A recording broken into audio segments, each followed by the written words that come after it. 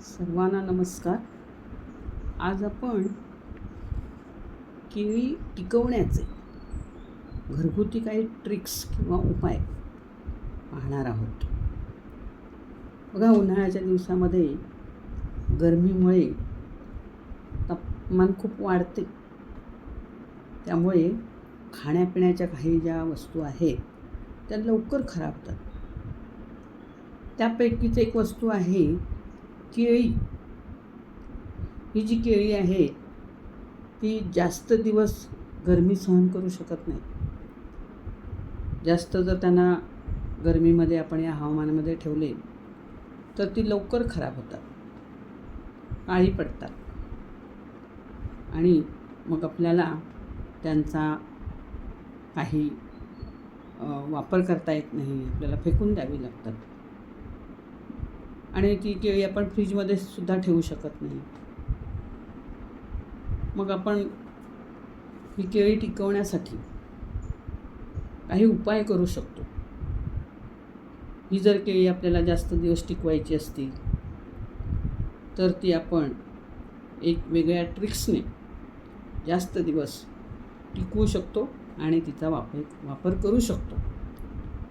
त्यातली पहिली ट्रिक्स आहे, केळं हे जे फळ आहे त्या फळातून एथिलीन नावाचा एक गॅस म्हणजे वायू बाहेर पडतो. या एथिलीनमुळे ही केळी पिकण्यासाठी मदत होते. ज्यावेळी केळी ही या एथिलीन वायूच्या जास्त संपर्कात येतात त्यावेळी त्याचं तापमान वाढतं आणि पिकण्याची प्रक्रिया मोठ्या प्रमाणात घडते. त्यामुळं काय होतं, ही केळी लवकर पिकतात आणि काळी पडतात. मग यावेळी काय करायचं आपण, तर घडामध्ये असणारी जी केळी आहे ती एक एक बाजूला काढायचं.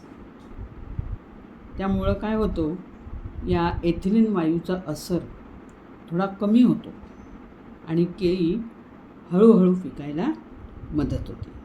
त्यामुळे मग ती जास्त दिवस टिकतात आणि त्याचा वापर आपण जास्त दिवस करू शकतो. हा झाला पहिला उपाय. दुसरी ट्रिक्स बघायला गेलो तर काय करायचं, ओला कपडा घ्यायचा आणि तो या केळ्यांना गुंडाळून ठेवायचा आणि तो घट्ट बांधून केळ्यांना बाहेरची उष्ण हवा किंवा गरम तापमान लागणार नाही याची काळजी घ्यायची.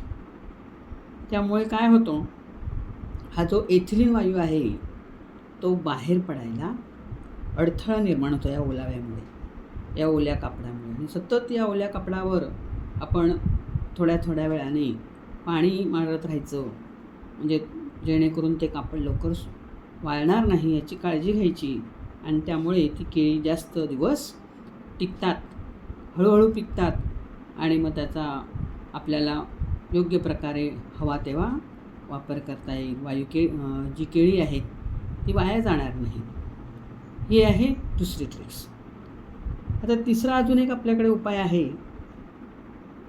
आपण बघा, घरात आणलेली केळी काहीशी टोपलीमध्ये किंवा छोट्या टोपल्यात किंवा एखाद्या पसरट ताटामध्ये किंवा बास्केटमध्ये आपण ठेवत असतो. त्यावेळी काय होतं की एथिलीन वायू जो आहे तो हा जास्त प्रमाणात बाहेर पडतो, कारण ते एकत्र ठेवलेली असतात. त्यामुळे ती लवकर पिकतात, मऊ होतात, काळी पडायला लागतात. त्यांची जी सालं आहेत त्या सालांवर सुद्धा काळे डाग पडतात. मग ती आपण खाऊ शकत नाही किंवा ती वापरू शकत नाही, मग ती वाया जातात.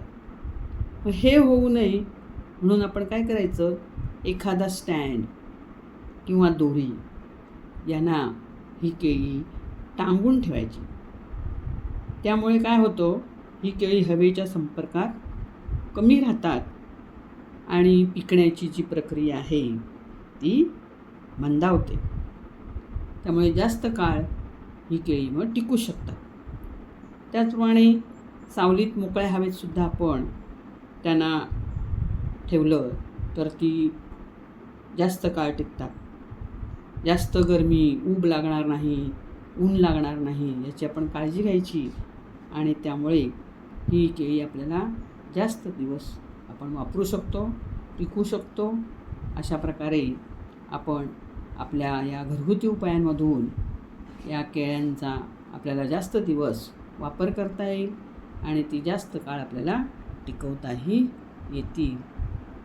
हा उपाय माझा आपणास कसा वाटला तो नक्कीच कमेंट करून सांगा. धन्यवाद.